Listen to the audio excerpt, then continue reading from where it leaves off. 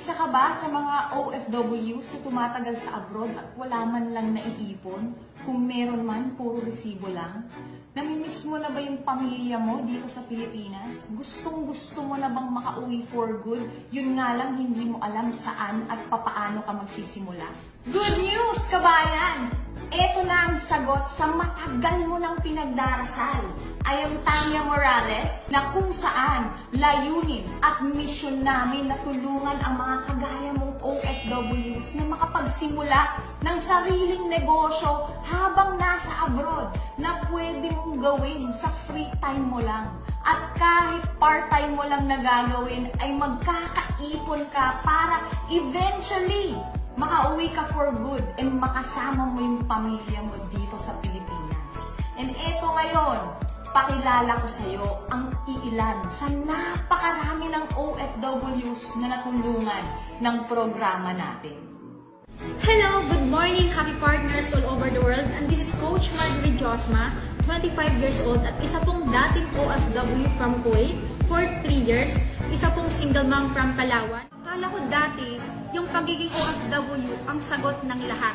Akala ng karamihan na ang pagiging buhay abroad is masarap.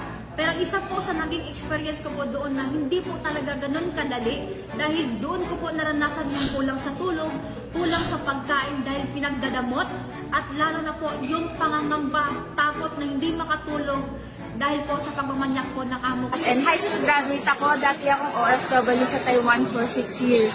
Sobrang ganda ng opportunity na ito. Alam niyo ba, dito ko napatunayan na hindi lang pag-abroad ang solusyon para makaahon tayo sa buhay. So doing this business, nasa 7 years na ako sa business na to, talagang dito na bago yung buhay namin. Nakabili kami ng bahay, ng mga sasakyan, and kung paano nito ginagawa to.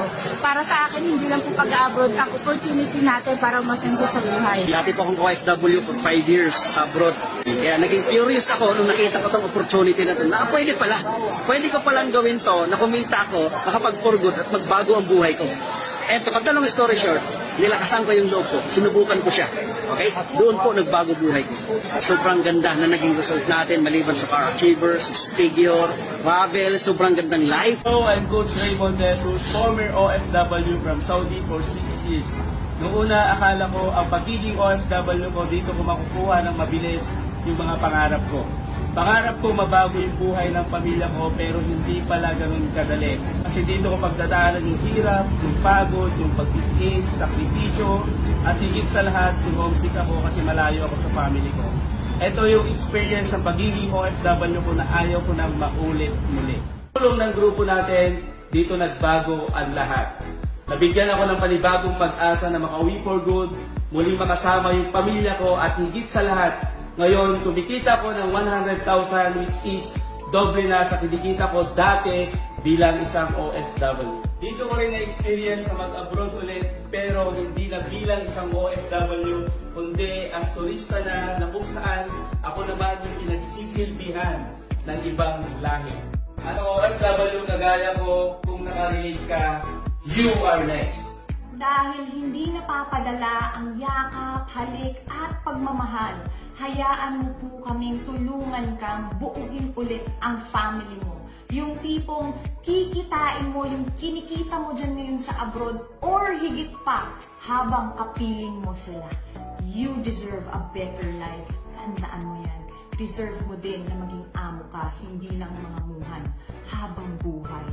You deserve na makapiling mo ulit yung family mo. At kung mag-a-abroad ka man ulit, hindi na parang mga muhan, kundi mamamasyal-masyal na lang kayo ng buong family mo habang kumikita ka ng minimum 100,000 pesos per month.